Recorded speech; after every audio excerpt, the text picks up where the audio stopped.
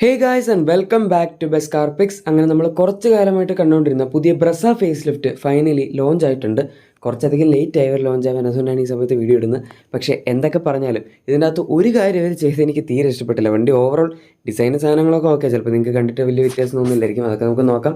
Engine ഓപ്ഷൻസും കാര്യങ്ങളും എല്ലാത്തിലും വ്യത്യാസമുണ്ട്. പ്രൈസും വന്നിട്ടുണ്ട്. പക്ഷേ ആ പ്രൈസിലാണ് ചെറിയൊരു പ്രശ്നം വന്നിരിക്കുന്നത്. എനിവേ അതിലേക്ക് നമുക്ക് വരാം. അതിന് മുന്നേ ഡിസൈനിൽ എന്തൊക്കെയാണ് ഈ കാണുമ്പോൾ വലിയ വ്യത്യാസമില്ലെങ്കിലും അവർ പറയുന്ന വളരെ മിനിമൽ ആയിട്ടുള്ള ഡിഫറൻസസ് എന്ന് നമുക്ക് നോക്കാം. ഫസ്റ്റ് ഓഫ് ഓൾ ഫ്രണ്ട് പ്രൊഫൈലിലേക്ക് വരികയാണെങ്കിൽ ഹെഡ് ലാംപ്സിൻ്റെ ഡിസൈനൊക്കെ സെയിം ആണ്. DRLS പൊസിഷൻ എല്ലാ സാധനവും സെയിം ആയിട്ട് കൊടുത്തിട്ടുണ്ട്. ആകെപ്പാട് ഡിഫറൻസ് അല്ല നമ്മുടെ ഗ്രില്ലിൻ്റെ ഒരു സംഭവം, അത് നടുവിലത്തെ സാധനത്തിൻ്റെയൊക്കെ ഡിസൈൻ ചെറുതായിട്ട് മാറ്റിയിട്ടുണ്ട്. പിന്നെ നമ്മുടെ ഫോഗ് ലാംപ്സിൻ്റെ ഒരു പ്ലേസ്മെൻറ്റ് താഴത്ത് കുറച്ച് വ്യത്യാസം വരുത്തിയിട്ടുണ്ട്. പിന്നെ ബമ്പറിൻ്റെ ഡിസൈനിൽ ഒരു എക്സ്ട്രാ സിൽവർ ഗാർണിഷ് പോലെ അവർ ആഡ് ചെയ്തിട്ടുണ്ട്. ഇതാണ് ആകെപ്പാടെ നമുക്ക് ഫ്രണ്ടിൽ പറയാൻ പറ്റുന്ന ചേഞ്ചസ്. പിന്നെ ഇവർ ഈ ടർബോ മോഡലാണെങ്കിൽ ഫ്രണ്ടിൽ കുറച്ച് മറ്റേ റെഡ് ആക്സൻസ് ഒക്കെ ആഡ് ചെയ്തിട്ടുണ്ട്. അത് മാത്രമേ ഉള്ളൂ. ഇനി അടുത്തായിട്ട് ഇതിൻ്റെ സൈഡ് പ്രൊഫൈലിലേക്ക് വരികയാണെങ്കിൽ ഡയമെൻഷൻസ് വൈസ് ഒക്കെ വ്യത്യാസമുണ്ട് നിങ്ങൾ വിചാരിക്കുന്നുണ്ടെങ്കിൽ ഒരു രീതിയിലും ഒരു വ്യത്യാസം വന്നിട്ടില്ല. കാരണം ജസ്റ്റ് ഒരു ഫേസ് ലിഫ്റ്റാണ്, ചേഞ്ച് വരുത്തേണ്ട ആവശ്യമില്ല, അത് വന്നിട്ടില്ല. ഡോർസ് സാധനം എല്ലാ സാധനങ്ങളും ഡിസൈൻ സെയിം ആണ്. ആകെപ്പാടെ ചേഞ്ച് പറയാൻ പറ്റുന്ന ഒന്നാമത്തെ കാര്യം, ഇതിൻ്റെ ഡോറിന് താഴെ ഒരു പുതിയ സിൽവർ ഗാർണിഷ് വന്നിട്ടുണ്ട്. അതാണ് അവരുടെ ഏറ്റവും വലിയ ചേഞ്ച്. അതുപോലെ അലോയ് വീൽസിന് ഡിസൈനിൽ വ്യത്യാസം വന്നിട്ടുണ്ട്. സംഭവം 16 ഇഞ്ച് തന്നെയാണ്, പക്ഷേ നമുക്ക് നേരത്തെ ഉണ്ടായിരുന്ന ഒരു പാറ്റേൺ, ഡിസൈൻ പാറ്റേൺ മാറിയിട്ടുണ്ട്. കുറച്ചും കൂടെ വേറൊരു ടൈപ്പ് ഡിസൈനാണ് വന്നിരിക്കുന്നത്. ഇതിൻ്റെ അകത്ത് നമുക്ക് നേരത്തെയും ടോപ്പ് എൻഡിൽ ഡുവൽ ടോൺ, സെക്കൻഡ് ടോപ്പ് അതായത് ZXi മുതൽ ഓൾ ബ്ലാക്ക് ഫിനിഷ് അങ്ങനെയൊക്കെ ആയിരുന്നു. ഇപ്പോഴും അങ്ങനെ തന്നെയാണ്. ഈ ടോപ്പ് എൻഡിലാണ് ഡുവൽ ടോൺ ഫിനിഷ് കിട്ടുന്നത്.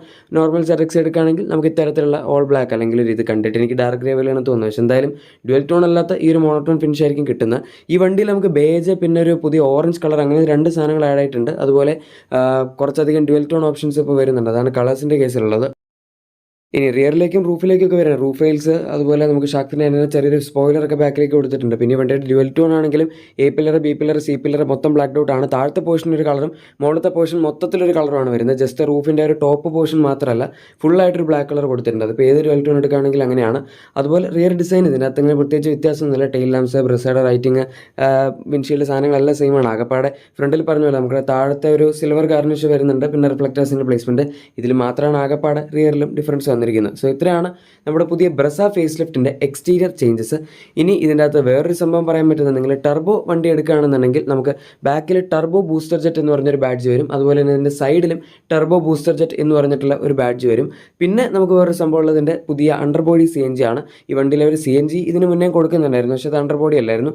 ഇപ്രാവശ്യം നമുക്ക് പക്ഷേ വിക്ടോറിയസിലൊക്കെ കിട്ടുന്ന പോലെ അണ്ടർബോഡി CNG ആണ് അവർ ഈ വണ്ടിയിലും കൊടുക്കുന്നത്. അതുകൊണ്ട് ബൂട്ട് സ്പേസിൽ വേറെ ഒരുപാട് കോംപ്രമൈസ് ഒന്നും വരുന്നില്ല. ആ വലിയ സിലിണ്ടർ അവിടെ ഇരിക്കുമ്പോൾ നമുക്ക് സ്ഥലം പോയല്ലോ എന്ന് വിചാരിക്കേണ്ട ആവശ്യമില്ല.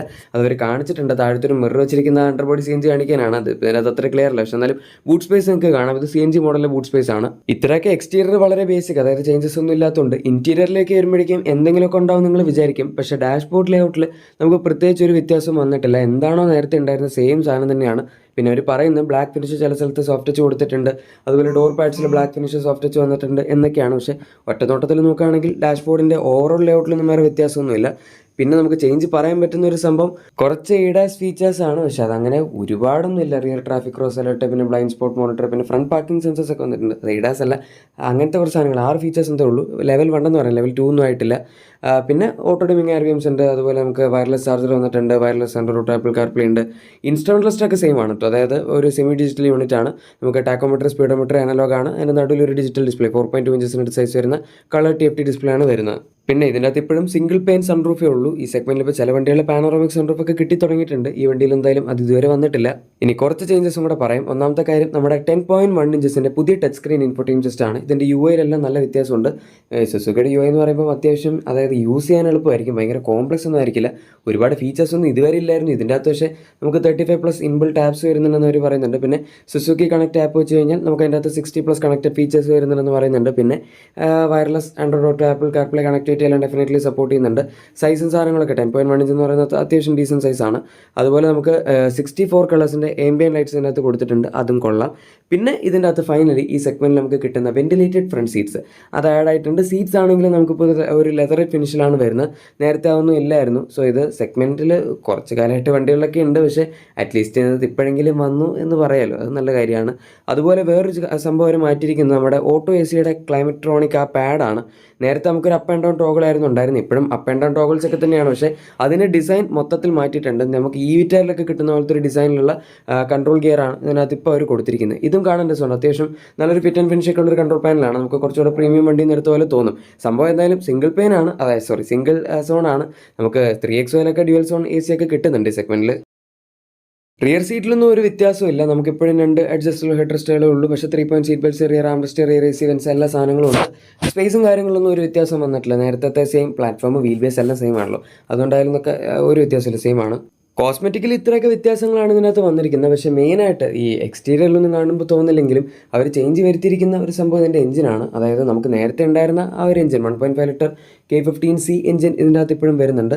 പക്ഷേ അതിന് പുറമെ നമുക്കൊരു പുതിയ 1 ലിറ്റർ ബൂസ്റ്റർ ജെറ്റ് എഞ്ചിനും കൂടെ കൊടുത്തിട്ടുണ്ട്. ഇതിൻ്റെ സ്പെക്കൊക്കെ നേരത്തെ ലീക്കായിരുന്നു. ചിലപ്പോൾ നിങ്ങൾ കണ്ടിട്ടുണ്ടായിരിക്കും. ഇനി കണ്ടിട്ടില്ല എങ്കിൽ നമുക്ക് ഫ്രോങ്സിലൊക്കെ കിട്ടുന്ന സെയിം എഞ്ചിനാണ്. പക്ഷേ ഫ്രോങ്സിൽ 99 ഹോഴ്സ് പവർ, പിന്നെ 147 സംതിങ് എണ്ണം ടോർക്കേ ഉള്ളൂ. ഇതിനകത്ത് കൂട്ടിയിട്ടുണ്ട് ഒരു ഔട്ട്പുട്ട് 110 ഹോഴ്സ് പവറും അതുപോലെ 170 എണ്ണം ടോർക്കാണ് വരുന്നത്. 6 സ്പീഡ് മാനുവൽ ട്രാൻസ്മിഷനാണ് കൊടുത്തിരിക്കുന്നത്. ഫ്രോങ്സിൽ 5 സ്പീഡ് ആയിരുന്നു. സോ അങ്ങനെയൊക്കെ കുറച്ച് വ്യത്യാസങ്ങളൊക്കെ വരുത്തിയിട്ടുണ്ട്. നല്ല ചേഞ്ചാണ്. 20.5 kmpൻ്റെ അടുത്താണ് അവർ മൈലേജ് ക്ലെയിം ചെയ്യുന്നത്. അതും വലിയ കുഴപ്പമില്ല. പിന്നെ നമ്മൾ ഈ സെഗ്മെൻറ്റിൽ യൂഷ്വലി എടുക്കുകയാണെങ്കിൽ വണ്ടികളിലേക്ക് ഔട്ട്പുട്ട് ഈ ഒരു റേഞ്ചിൽ, അതായത് 100, 110, 115, 120, പിന്നെ 130 വരെ 3XO അതിൻ്റെ അകത്തൊക്കെ ഉണ്ട്. പക്ഷേ അതും ടർബോ മറ്റേ GD എഞ്ചിന് മാത്രമേ ഉള്ളൂ. MPF ആണെങ്കിൽ അത് 110ൻ്റെ ആ ഒരു റേഞ്ച് തന്നെയാണ്. എനിവേ ഫൈനലി ബ്രസയിൽ നമുക്ക് എണ്ണ അല്ലാതെ ടർബോ പെട്രോൾ വന്നിട്ടുണ്ട് എന്ന് പറയാം. ഇനിയിപ്പോൾ 1.5 K15C ആണെങ്കിൽ അതിൻ്റെ പവറൊക്കെ സെയിം ആണ്. 103 PS പവർ, അതുപോലെ 137 Nm ടോർക്ക്. അതിൻ്റെ അകത്ത് പ്രാവശ്യം 6 സ്പീഡ് മാനുവൽ കൊടുത്തിട്ടുണ്ട്. അതിനകത്ത് മാത്രമേ പക്ഷേ നമുക്ക് 6 സ്പീഡ് ടോക്കൺ മെട്രോ ഓട്ടോമാറ്റിക്കിൻ്റെ ഓപ്ഷൻ കിട്ടുന്നുള്ളൂ. ഈ 1 ലിറ്റർ ടർബോ പെട്രോൾ ആണെങ്കിൽ അത് ആകപ്പാടെ മാനുവൽ മാത്രമേ കിട്ടുന്നുള്ളൂ. ഫ്രോങ്സിലാണെങ്കിൽ അവർ അതിൻ്റെ അകത്തും 6 സ്പീഡ് ടോക്കൺ മെട്രോ കൊടുത്തിട്ടുണ്ടായിരുന്നു. പക്ഷേ ബ്രസയിൽ എന്തായാലും അങ്ങനത്തെ ഒരു ഓപ്ഷൻ കൊടുത്തിട്ടില്ല. ഇവർക്ക് ഇതിൻ്റെ അകത്തൊക്കെ കൊടുക്കാമെങ്കിൽ അറ്റ്ലീസ്റ്റ് ഈ ഒരു എഞ്ചിൻ സ്വിഫ്റ്റിലും കൂടെ കൊടുത്തുകൂടി, അത് നല്ലതല്ലേ. മറ്റേ ടാക്സിൻ്റെ പ്രശ്നം വരുന്നില്ല. പിന്നെ സ്വിഫ്റ്റിനകത്തൊരു RS എന്ന് പറഞ്ഞോ സ്പോട്ട് എന്ന് പറഞ്ഞോ എന്തെങ്കിലും പേരിടാം. പുറത്തിപ്പം 1.4 എഞ്ചിൻ ഉണ്ട് എന്നുള്ളതൊന്നും നമ്മളെ ബാധിക്കുന്നില്ലല്ലോ, കാരണം അതൊന്നും ഇവിടെ ഇല്ലല്ലോ. എനിവേ അതാണ് എനിക്ക് ജസ്റ്റ് തോന്നിയൊരു കാര്യം. അല്ലാതെ ഓവറോൾ എടുക്കുകയാണെങ്കിൽ പവർ ഓപ്ഷൻസിൻ്റെ കാര്യത്തിലൊന്നും ഈ വണ്ടിക്ക് വേറെ കുഴപ്പമൊന്നുമില്ല. 21 kmpൻ്റെ അടുത്ത് അവർ 1.5 K15Cക്ക് മൈലേജ് ക്ലെയിം ചെയ്യുന്നുണ്ട്. CNG ആണെങ്കിൽ 26.5ൻ്റെ അടുത്തൊക്കെയാണ് അവർ ക്ലെയിം ചെയ്യുന്നത്. ഇതെല്ലാം ക്ലെയിംഡ് ആണ് കേട്ടോ, റിയൽ ലൈഫ് അല്ല. ഇനി സേഫ്റ്റിയിലാണെങ്കിൽ 4 disk breaks, ABS, CBD, TPMS ഒന്നും പോരാണ്ട് 6 എയർ ബാഗ്സ് സ്റ്റാൻഡേർഡ് ഒക്കെ ഉണ്ട്. പക്ഷേ നമുക്ക് ഭാരത് NCAPൽ 5 star safety rating, child protection, adult protection എല്ലാത്തിലും കിട്ടിയിട്ടുണ്ട്. അതുകൊണ്ട് അക്കാര്യത്തിൽ പേടിക്കുക വേണ്ട. ആകെപ്പാടൊരു പ്രശ്നമുള്ളത് നിങ്ങളെല്ലാവരും കാത്തിരിക്കുന്നതിൻ്റെ പ്രൈസ് അറിയാനായിരിക്കും. അതെ, ഞങ്ങളും കാത്തിരിക്കുന്ന പ്രൈസ് അറിയാൻ തന്നെയാണ്. കാരണം സാധാരണ മാരുതി സുസുക്കി ഇങ്ങനത്തെ പരിപാടി ചെയ്യാത്തതാണ്. അദ്ദേഹം പറഞ്ഞ് എനിക്ക് ഇവരുടെ ഈ ലോഞ്ച് ഇഷ്ടപ്പെട്ടില്ല എന്ന്. സാധാരണ ഇവർ എങ്ങനെ ചെയ്യുന്ന വെച്ചാൽ വണ്ടി ഇറക്കുന്നു, പ്രൈസ് പറയുന്നു, എല്ലാ വേരിയൻസിൻ്റെയും പ്രൈസ് പറയുന്നു, എല്ലാ വേരിയൻസിലും എന്തൊക്കെ എഞ്ചിൻ ഓപ്ഷൻസ് ഉണ്ട്, എല്ലാ സാധനങ്ങളും പറയും. ഇപ്രാവശ്യം ഒന്നും പറഞ്ഞിട്ടില്ല. ജസ്റ്റ് സ്റ്റാർട്ടിംഗ് പ്രൈസ് 7.39 lakhs എന്ന് മാത്രമേ പറഞ്ഞിട്ടുള്ളൂ LXIക്ക്. അത് ഏത് എഞ്ചിൻ്റെ പ്രൈസ് ആണെന്ന് പോലും പറഞ്ഞിട്ടില്ല. നമുക്കിപ്പോൾ ഈ 1 ലിറ്റർ എഞ്ചിൻ വരുന്ന സമയത്ത് ഇതിനകത്ത് നേരത്തെ ഈ വണ്ടിയിൽ എക്സൈസ് ഡ്യൂട്ടി ഉണ്ടായിരുന്ന 20% ആയിരുന്നു. 1.5 ലിറ്റർ എഞ്ചിൻ മാത്രം വരുമ്പോൾ 1 ലിറ്റർ ആകുമ്പോഴേക്കും നേരെ 8% കുറയും. അതായത് 1200 cc താഴെ ഡിസ്പ്ലേസ്മെൻറ്റ് വരണം. സപ്പോമീറ്റർ വണ്ടിയാണ്. എന്നാൽ മാത്രമേ സപ്പോമീറ്റർ വണ്ടിയുടെ ടാക്സ് ആനുകൂല്യങ്ങൾ കമ്പനിക്ക് കിട്ടുള്ളൂ. അതിപ്പോൾ ഈ വണ്ടിയിൽ വന്നിട്ടുണ്ട്. പക്ഷേ ബേസ് മോഡൽ ടർബോയ്ക്കാണ് റേറ്റ്, 1.5-നാണ് റേറ്റ് എന്നറിയില്ല. പ്രൈസ് ഏതായാലും കുറച്ചിട്ടുണ്ട്. കാരണം ഇപ്പോൾ വരുന്ന വണ്ടി 8.2, 8.1 lakhs അടുത്തെന്തോ ആണ് ഔട്ട് ഗോയിങ് മോഡൽ പ്രൈസ് ഉള്ളൂ. സോ അതിൽ നിന്ന് ഏകദേശം 80,000 രൂപയുടെ അടുത്ത് ഒരു പ്രൈസ് കുറച്ചിട്ടാണ് ഈ വണ്ടിയുടെ വില ഇട്ടിരിക്കുന്നത്. അത് വളരെ ഇമ്പ്രസീവാണ്. സാധാരണ ഒരു കമ്പനിയും അത്രയൊന്നും പ്രൈസ് കുറയ്ക്കാറില്ല. അങ്ങനെ കുറയ്ക്കണമെന്നുണ്ടെങ്കിൽ അവർ 1 ലിറ്റർ തന്നെ കൊടുക്കേണ്ടി വരുമായിരിക്കും. പക്ഷേ എന്നാലും 1 ലിറ്റർ അത്യാവശ്യം എക്സ്പെൻസീവ് ആണ്. കാരണം അത് TGD എഞ്ചിനാണ്. ആൻഡ് മറ്റേ K15 എന്ന് പറയുമ്പോൾ നമ്മുടെ MPF എഞ്ചിനാണ് വരുന്നത്. സോ ടെക്നോളജി കുറച്ചും കൂടെ എക്സ്പെൻസീവ് ആണ്. ടർബോയുടെ എക്സ്ട്രാ കോസ്റ്റ് വരുന്നുണ്ട്. പക്ഷെ എന്നാലും ആ ഒരു ടാക്സ് കുറഞ്ഞുകൊണ്ട് അവർ ഇത്രയും പ്രൈസ് പിടിച്ചോ എന്നുള്ളതും കൂടെ നമ്മൾ നോക്കേണ്ടിയിരിക്കുന്നു.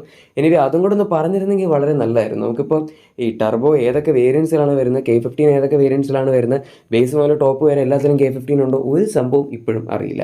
ബുക്കിംഗ് ഒക്കെ ഏതായാലും സ്റ്റാർട്ട് ചെയ്തിട്ടുണ്ട്. ഈ പ്രൈസിൻ്റെ കൂടുതൽ അപ്ഡേറ്റുകൾ വരികയാണെങ്കിൽ ഞാൻ ഉറപ്പായിട്ടും അത് നിങ്ങളെ അറിയിച്ചേക്കാം. എനിവേ ഈ വണ്ടിയെ പറ്റിയുള്ള നിങ്ങളുടെ അഭിപ്രായം ഉറപ്പായിട്ടും താഴെ കമൻസിൽ പറഞ്ഞേക്കാം. പിന്നെ നിങ്ങളുടെ എക്സിസ്റ്റിംഗ് വാഹനത്തിന് എന്തെങ്കിലും ആക്സസറീസോ ക്ലീൻ പ്രൊഡക്ട്സോ ഒക്കെ ആണെങ്കിൽ നമ്മുടെ ഡിസ്ക്രിപ്ഷനിലെ പ്രൊഡക്ട്സ് ചെക്കൗട്ട് ചെയ്യാൻ മറക്കണ്ട. വീഡിയോ ഇഷ്ടപ്പെട്ടെങ്കിൽ തീർച്ചയായും ലൈക്കും സബ്സ്ക്രൈബും ഷെയറും ഒക്കെ ചെയ്ത് നമ്മൾ സപ്പോർട്ടും കൂടി ചെയ്തേക്കാം. നമുക്ക് മറ്റേ വീഡിയോയിൽ കാണാം. അതുവരെ thank you for watching my video and good bye.